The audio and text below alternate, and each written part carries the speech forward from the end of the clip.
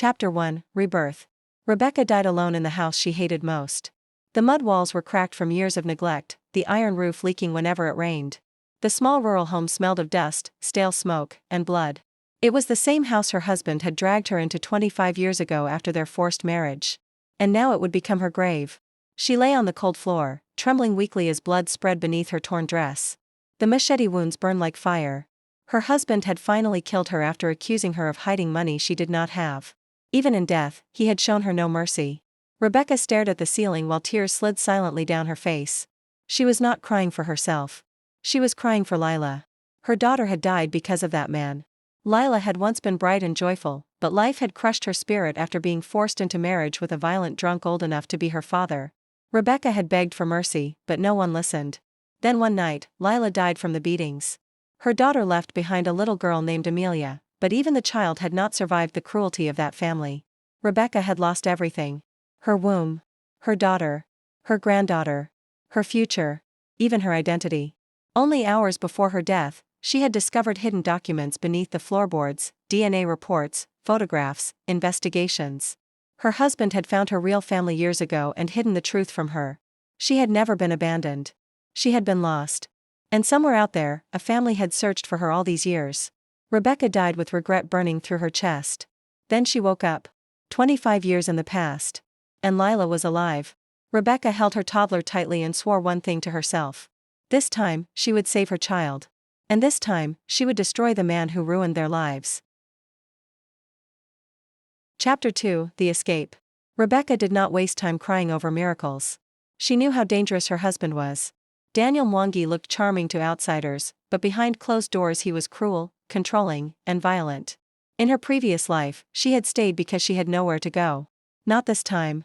This time she had knowledge. That night, while Daniel drank with his friends in the village, Rebecca packed quietly. A few clothes. Important documents. The little gold earrings she once owned. And Lila's favorite doll. Her hands trembled the entire time. Every sound outside made her heart stop. Lila watched silently from the bed. "Mama, where are we going?" Rebecca forced a smile. "To a better life." Near midnight, she wrapped Lila against her chest and slipped into the darkness. Rain poured heavily as she walked for hours through muddy roads. Her slippers tore apart halfway to town, but she kept moving. She remembered what happened in her first life after trying to escape. Daniel had dragged her back by force. This time she would disappear before he realized she was gone.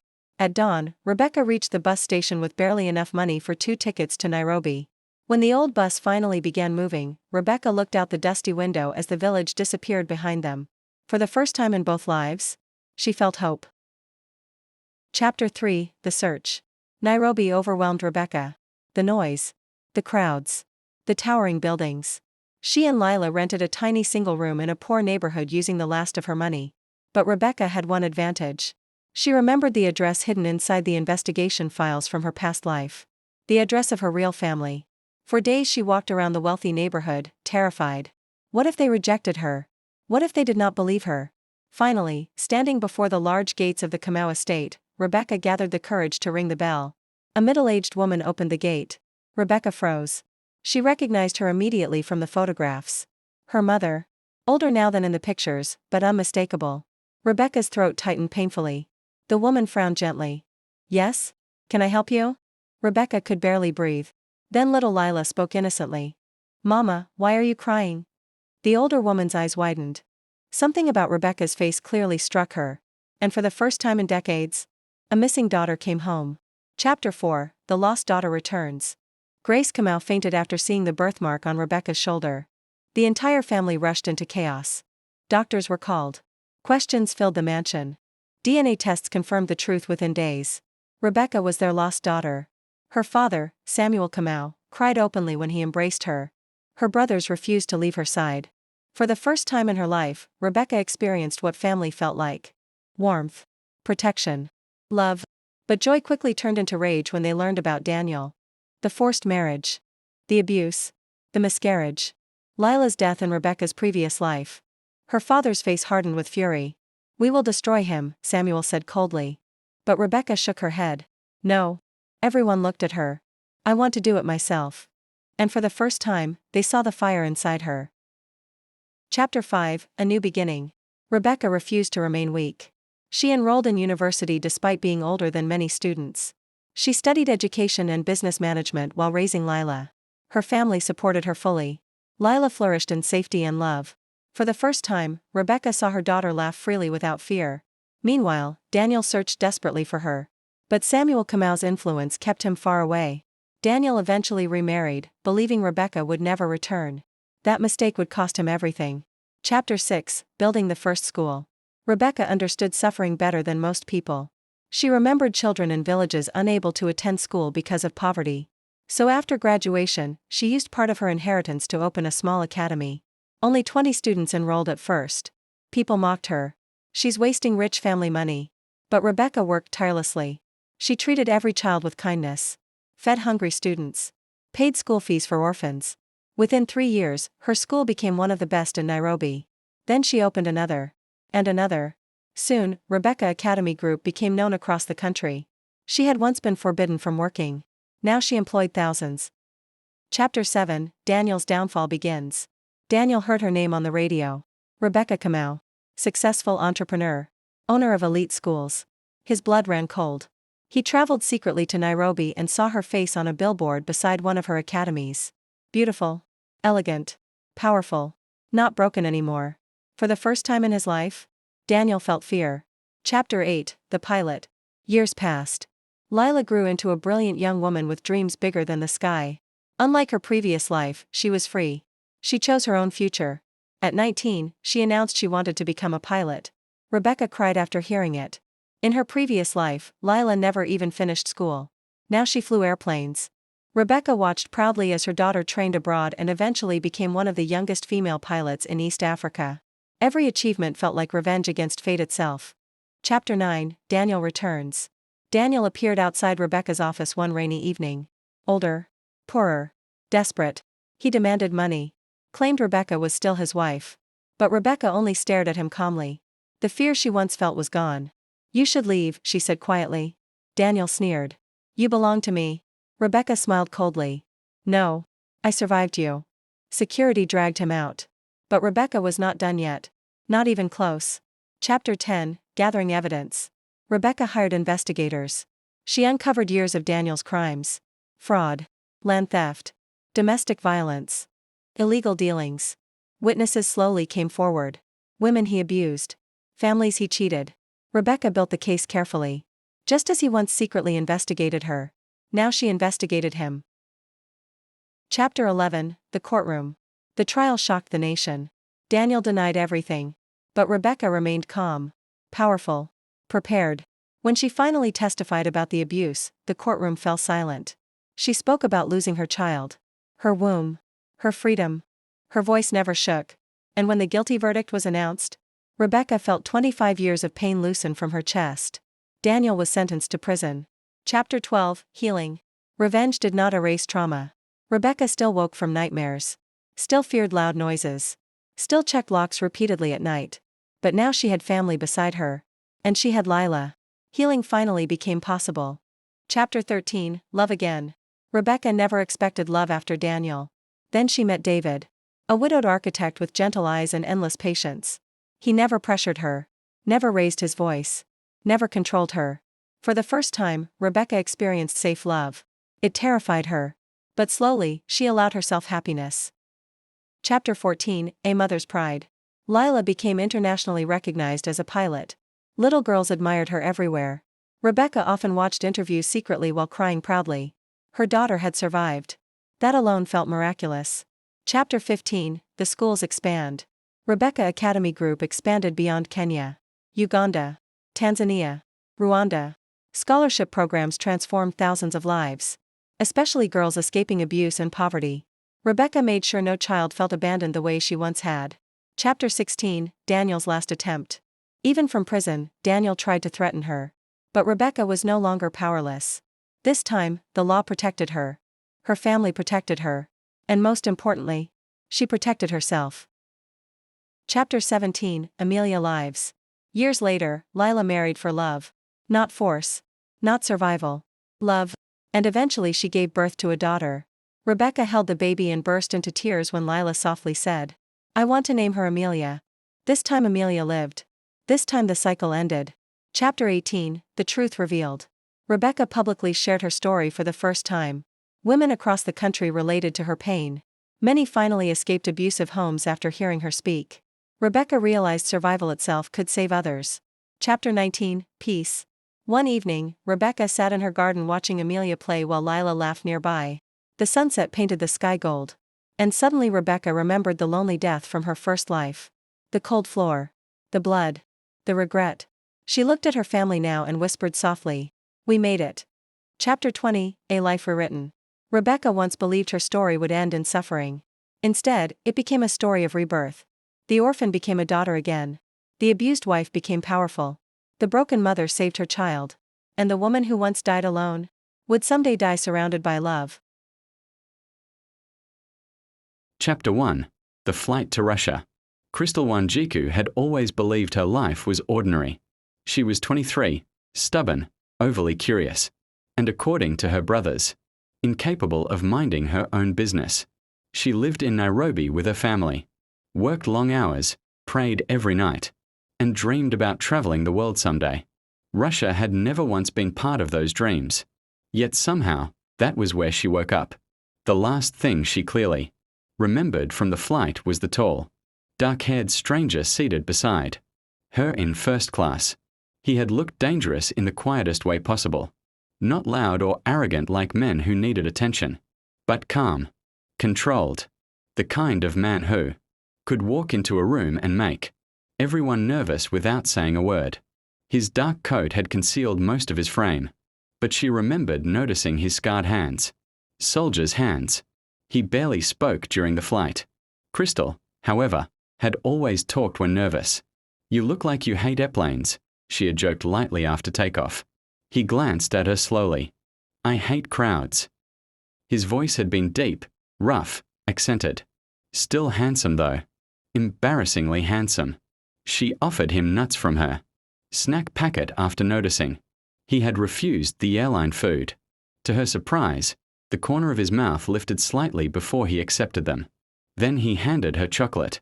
She remembered unwrapping it absent-mindedly while watching a movie.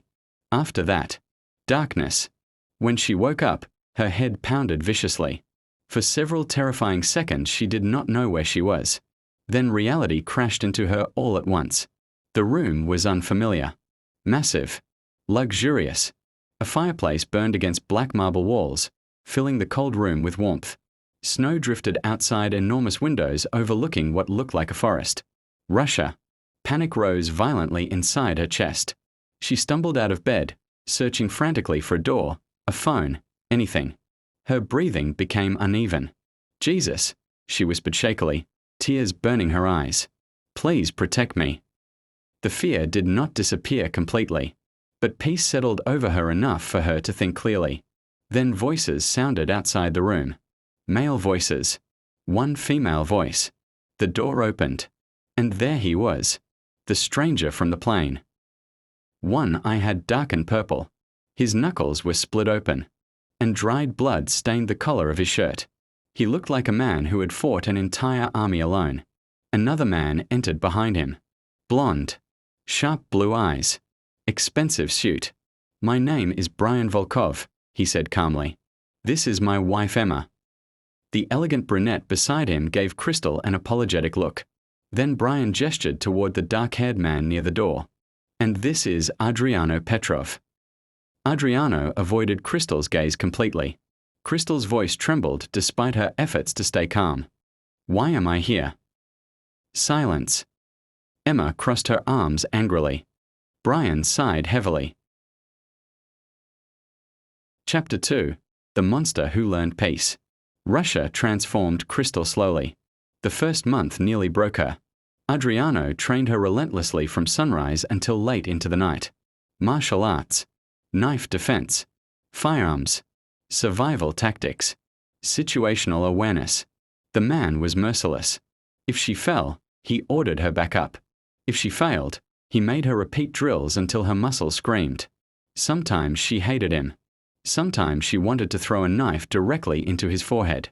But every single night, without fail, he quietly left tea outside her bedroom door because he noticed she struggled sleeping after intense training. And that confused her more than anything else. Adriano was dangerous. Everyone around him feared him. Even Brian's security team avoided direct eye contact. Yet with Crystal, he became strangely careful. She noticed the small things first. He always stood between her and strangers. He remembered what food she disliked. Whenever thunderstorms shook the estate, he remained outside her door the entire night without saying a word. And slowly, Crystal learned about the man beneath the scars. Adriano had once been one of Russia's deadliest military operatives. He had survived wars, torture, betrayal. He had watched friends die beside him. PTSD haunted him viciously after his discharge.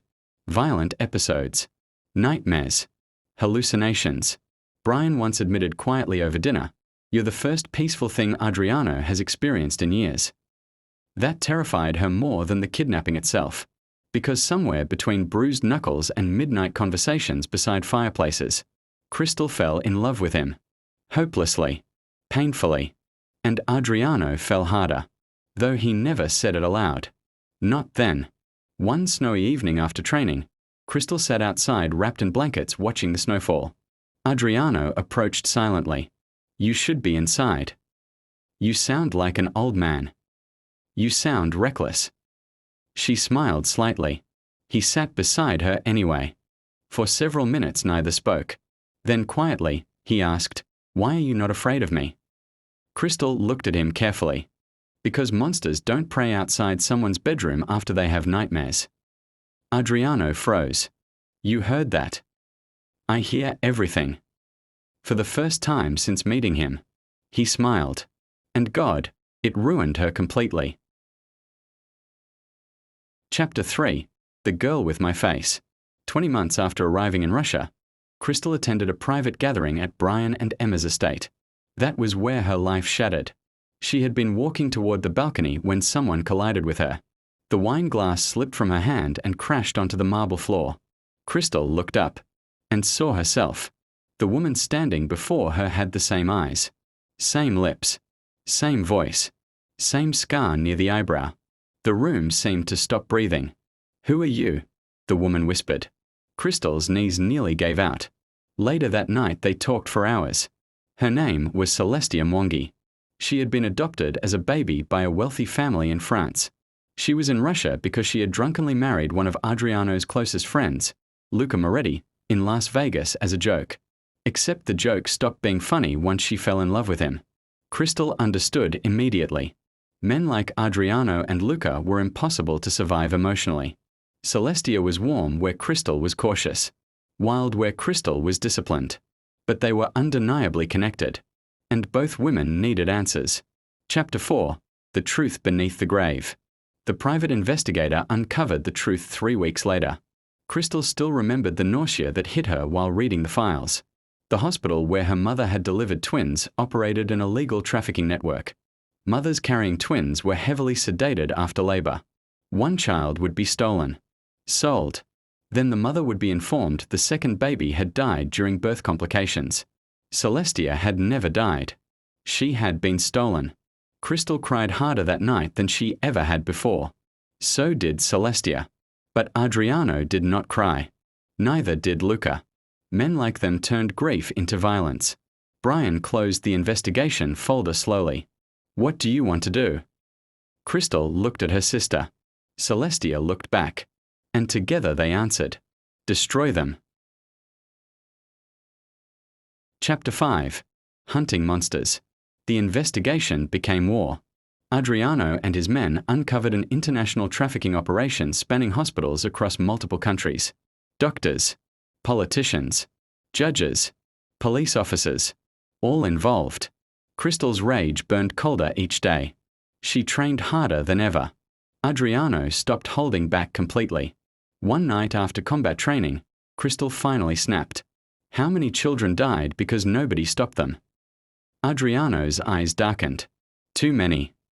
She punched the wall hard enough to bruise her hand. Adriano grabbed her wrist instantly. "You are bleeding." "I don't care." "I care." The words silenced her. His hand softened around hers. "You are not alone anymore, Crystal." That night he kissed her for the first time. Slowly. like she was something precious, something holy. And Crystal realized she would burn the world down for him if necessary. Chapter 6. Blood and Betrayal. The closer they came to exposing the trafficking network, the more dangerous everything became. Someone leaked information. An ambush nearly killed Brian. Emma was kidnapped briefly before Adriano rescued her violently. Then Crystal discovered something horrifying. One of the doctors responsible for selling babies was connected to her own family. A trusted relative. The betrayal shattered her mother completely once the truth emerged. Celestia stayed beside their mother through every breakdown, every tear, every moment of grief over the daughter she lost. And slowly, their family became whole again. Chapter 7. Adriano's War. Adriano became increasingly brutal as the operation escalated. Crystal saw the soldier inside him fully awaken. Men feared his name for good reason. One night she found him alone outside in the snow, covered in blood after interrogating a trafficker. "You're shaking," she whispered. "I am trying not to become who I used to be." Crystal touched his face gently. "You were never a monster. You don't know what I've done. I know what you choose now."